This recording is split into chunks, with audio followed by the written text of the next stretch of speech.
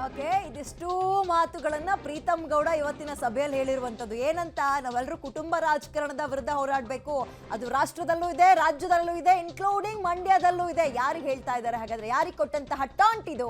ಮೋದಿಯನ್ನ ಮತ್ತೆ ಪ್ರಧಾನಿ ಮಾಡೋಕೆ ಜೆಡಿಎಸ್ ಕೈ ಜೋಡಿಸಿದ್ದು ಸ್ವಾಗತ ಅಂತ ಹೇಳೋದ್ರ ಮುಖಾಂತರ ಬಿಜೆಪಿ ಮತ್ತು ಜೆಡಿಎಸ್ ಮೈತ್ರಿ ಆಗಿದೆ. ಹೌದು, ಮೋದಿ ಅವ್ರನ್ನ ಗೆಲ್ಸೋಣ, ಆದ್ರೆ ಅದರ ಜೊತೆಗೆ ನಮ್ಮ ಸಂಕಲ್ಪ ಏನಾಗಿರ್ಬೇಕು, ಕುಟುಂಬ ರಾಜಕಾರಣವನ್ನ ದೂರ ಇಡೋದಾಗಿರ್ಬೇಕು ಅಂತ ಅದ್ರೆ ಹೇಳಿದ್ದು. ಇದೊಂದು ರೀತಿ ಅಡ್ಡಗೋಡೆ ಮೇಲೆ ದೀಪ ಇಟ್ಟಂಗೆ. ಯಾರ ಕುಟುಂಬದ ಬಗ್ಗೆ ಮಾತಾಡಿದ್ರು ಹಾಗಾದ್ರೆ? ಯಾವ ರಾಜಕಾರಣದ ಬಗ್ಗೆ ಮಾತಾಡಿದ್ರು ಪ್ರೀತಮ್ ಗೌಡ? ಕುಟುಂಬ ರಾಜಕಾರಣ ನಡೀತಾ ಇದೆ ಈ ದೇಶದಲ್ಲಿ. ಆ ರಾಜ್ಯದಲ್ಲೂ ಸೇರಿದಂತೆ ಮಂಡ್ಯದಲ್ಲೂ ಸೇರಿದಂತೆ ಪ್ರತಿ ಭಾಗದಲ್ಲೂ ಏನು ಕುಟುಂಬ ರಾಜಕಾರಣ ನಡೀತಿದೆ, ಆ ಕುಟುಂಬದ ರಾಜಕಾರಣದ ವಿರುದ್ಧ ನಮ್ಮ ಸಂಕಲ್ಪ ಇದೆ. ಮೋದಿಯವರು ಮೊನ್ನೆ ನಡೆದಂತ